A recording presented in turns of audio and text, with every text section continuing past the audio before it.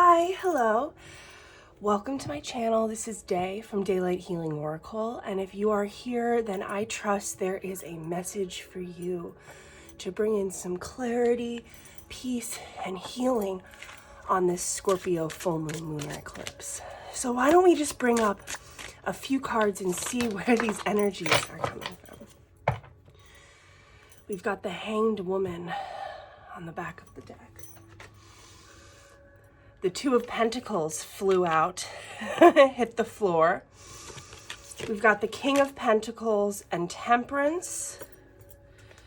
We've got the Ten of Wands, the Four of Pentacles, and the King of Swords. Wow. Okay. This is telling a story. It's sort of feels like a waiting game a little bit to me.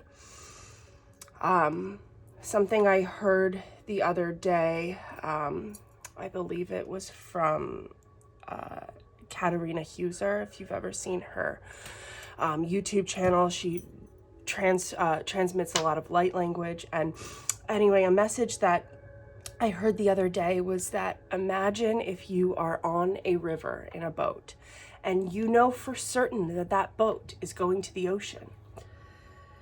Your only job right now is to align within, and trust where you are going. See, with the Hanged Woman here at the bottom of the deck, this is an enlightenment. And then we have the Empress right underneath, which is really this enlightenment of seeing the world in a new way, seeing how we build, seeing how we appreciate the physical world in a new way. That is what's happening here with this eclipse. Structures are being rebuilt from a strong energetic foundation, because what we are coming into alignment with, understanding, is that our intention, our energetic atmosphere, and our intention is what creates the physical manifestation. And for so long, it feels as if this world has told us to look outside of ourselves. But what is coming up in this eclipse, in this intense astrological time, is that there are new ways to build the puzzle. There are new ways to build the puzzle. Yes, it has been a long journey, seeing here with the Ten of Wands, where you can almost see underneath the skeletal process of who you've been, where you've become. How do you balance? How do you put value on physical systems?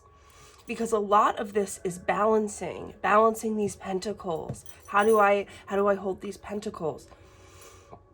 Well, something that is coming up here with this Mercury retrograde in Taurus, if you're watching this video at the time I'm uploading, with this full moon lunar eclipse in Scorpio, these are the questions that we are asking ourselves. And if you're watching this at a later date, this is timeless, because what it is right now is it's holding a capsule of these energies of this time. And these energies can happen at any point in time for different individuals on their spiritual journey. But right now, the whole world is feeling this. And if you've been on this spiritual path for a while, you've been hearing about this. And if you've been on this spiritual path for a while and you have your daily routines and your meditation and journal practices, I advise you to, sink deep into that. Allow the inner reflection to come through. Because when you see the King of Swords here, they're writing down everything. They know what's going on. There's clarity of the mind there. And it's really interesting to see these two kings and the Four of Pentacles together. And then you have this Temperance card, which is so much like these 2 and 4 of Pentacles, balancing the scales, weighing options one over another. The Empress knows that this is all from energy. The King of the Pentacles and the Empress both have some sort of authority over their environment and connection to their environment. But the difference is here is that the Empress is looking to the stars to provide for her, and she knows that. Like you can see, she is the very essence of fertility and growth. And the King of Pentacles has his hand there on his coin, where he is confident and assertive about this. But one thing to learn about these pentacles is that it's not everything. It is important to be conscious about the flow. But also, when we look to the stars, when we look within, when we look to this spiritual practice, this does balance. It brings some balance to this physical world so that we don't get so caught up in the current manifestations of the physical world, because what you are experiencing right now is the endings, is the great shift, the great change. There is a big ending here with this. The Scorpio South Node is closing up a lot of old energies, old ancestral karmic ties. And I believe, and as well as I've been listening to a lot of stuff about this, but personally, just the downloads that I'm getting are so connected to the restructuring of how we view our physical material world and allowing room for the divine within that without grasping to control. I want to get a message from Archangel Metatron here, because I've been feeling that Archangel Metatron above and Archangel Sandalphon below are really shepherding us in on this journey. Indigo, mystery and mastery of life. We've got any indigo children here? Blue, Madonna and mothering. And then we've got number 33, this dimensional gateway. Number 26, self-love, and number 48, the void. Really what is coming through for me here is that so much of what we believe, what we are told is moving forward, is being productive, is creating, is about the outer results and what we can see we have built. Now, here we are in Taurus season, which I think this is very important to this energy.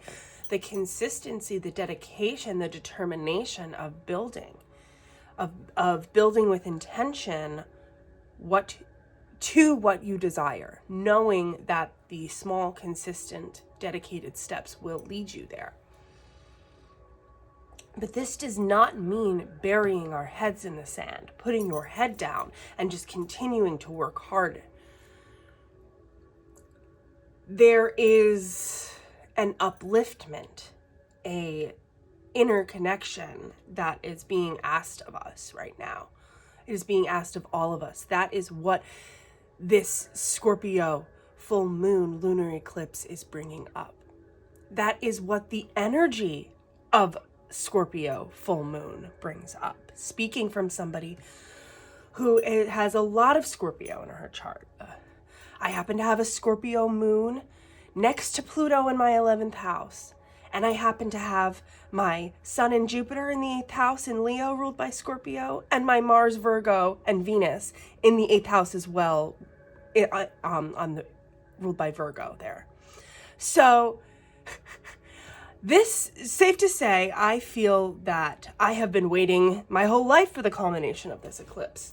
It almost feels like if you are an indigo child and you have come here to awaken, there has been a lot of pushback, likely in your childhood, in your life, a lot of pushback against who you are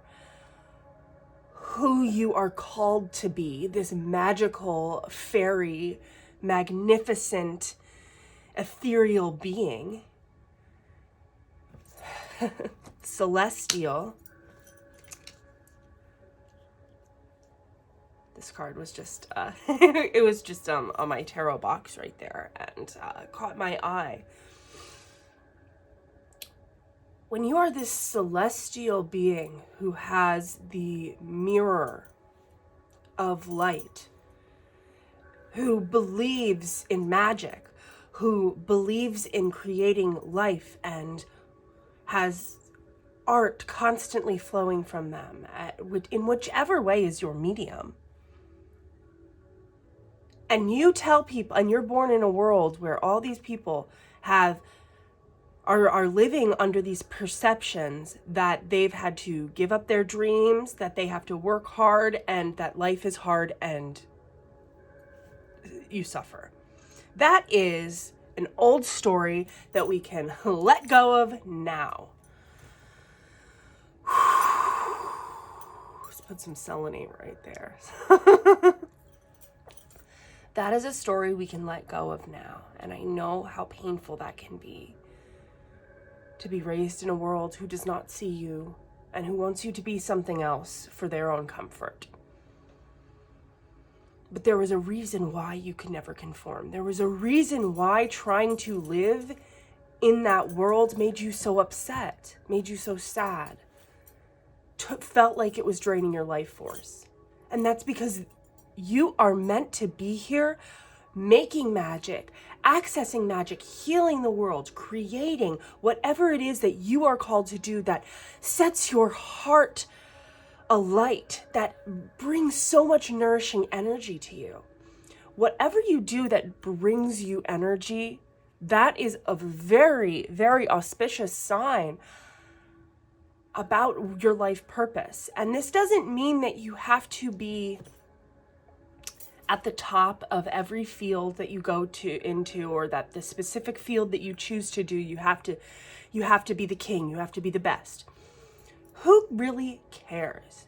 What do you want? What do you really want? If you could give an example of your perfect day in life. If you had one day and that was your life, what would that day look like? How would you wake up? How would you feel when you woke up? What would be the first thing that you did? What's the fabrics that you put on? What's the smells in the air? What's the taste of the food? What's the feeling? What's the floor that you're walking on your feet? Do you go outside and smell the fresh air? How does the grass feel? Do you hear water running in the background? Do you hear a stream? Do you hear an ocean? Do you go and play the guitar and write a song? Do you go and write a painting? Do you go and take a yoga class, teach a yoga class? These are the small steps that we talk about during Mercury in retrograde in Taurus. And what do we want to feel? What are the sensations? Not what we don't want. We can acknowledge that, we can let that go. We can journal about it, let it go. But when we're making our intentions, what is it that you do want? Because you can feel that now, and you can connect to that place in the quantum field, and it can happen like that. But it doesn't just happen by looking outward and always doing, like, being perfect in the spiritual work. I mean, if you need to take a break from a specific meditation or a specific journal practice and do something else, or just cry and do some shadow work and self-nurture, take a hot bath. All of this is valid. All of this is beautiful. There really are no rules. That is what this new age is about, creating our own rules based upon our value system. We can see that this old system is crumbling because it was built off of these old energetic values of a crumbling structure that is based on fear and control. And the people rising up now, the people who are getting these miracles, are here to help change the world. So if you are here, you are so blessed, and an abundance of miracles is on its way to you. You only need to allow yourself to receive them.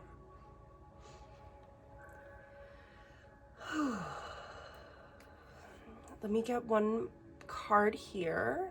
I think I'm gonna do one of these. I'm gonna take this moonstone because I love that. Remind you who you are. Beautiful, magical soul. Spirit, please give me a message to help these magical souls align through the eclipse. What do we keep our eye on? What shall whoever is in this reading right now keep their eye on to bring them to their miracles through this eclipse? Whoop. Okay. You are worth it. Intuition. Be spontaneous. Wow, that's really interesting. I heard that this moon was going to, for those who can see the penumbral eclipse, which is not a full lunar eclipse, that is going to kind of look brown, and it's a flower moon. So this is like a little red, and this is reminding me of a Scorpio moon, the red here. So that's really interesting. Be spontaneous and intuition, and you are worth it. Seek beauty underneath. You are worth it. What you want wants you. You are the Empress. Continue to look at the beauty. Seek the beauty within. Seek the beauty that is that inner flame of yourself. And this is so interesting. Be spontaneous and intuition. I think a lot of what we are letting go here for good is the second guessing of our intuition. Because of course, when you are meant to listen to your body and the emotions in your body to tell you how you feel, but you are raised in a world that demonizes that and says that that's bad and says to just follow logic, then we're here and we have this disconnection between the head and the heart, always weighing our balance, always trying to find balance, always weighing our options. But something that is very powerful that is coming through, that is eclipsing the old, that is eclipsing the scattered logic-based fear thinking, is our intuition. And as we start to nurture our intuition and we make decisions from our intuition and we trust in the guidance and we take that action, we are changing our own distorted inner feminine energies and our own distorted inner masculine energies to these divine feminine and masculine energies that flow within us and give us so much life force and bring us to the dreams, bring us to what we are dreaming of, what we are looking forward to. And this is about, in the moment, when we have these intuitive feelings, what is the process that goes on within your mind when an intuitive feeling comes up? How does your mind argue with that intuition? Oh, that I shouldn't do that. Oh, I shouldn't do that. Oh, well, what about this? What about this, and this, and this? But it's just saying, shut up and just do this. It's fine. Just do it. And this is not saying that we just follow all of our base urges. But it is when we get to a certain place, when you get to a certain place where you have done the shadow work, where you know the devil energy, and you know how to be the devil in the devil card, not the ones chained up. You know how to hold the authority over your own self, over your own mind, over your own urges. And this does not mean depriving yourself.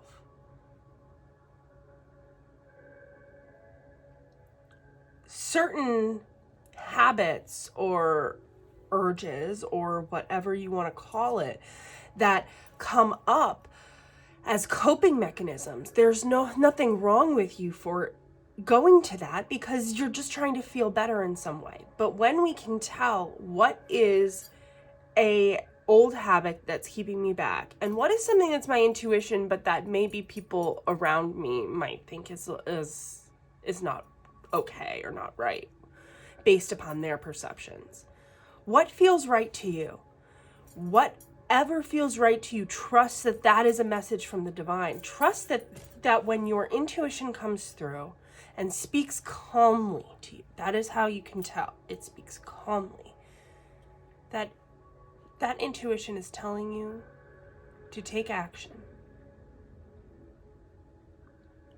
Not because of what we think we should do to get to a certain outcome.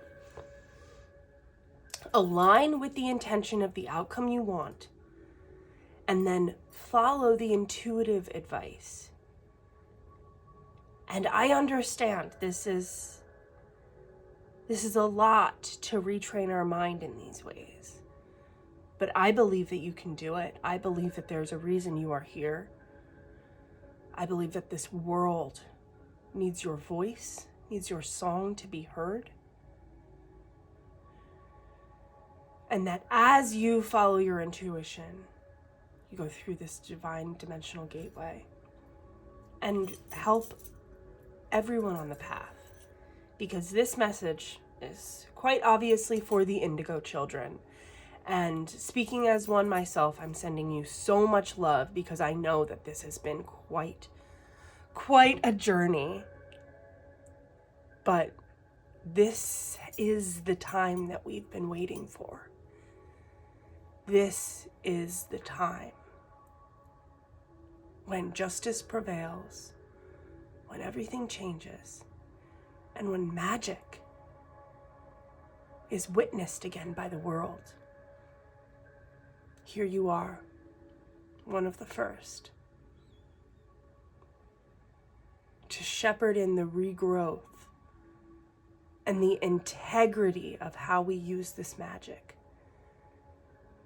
to build our heaven on earth.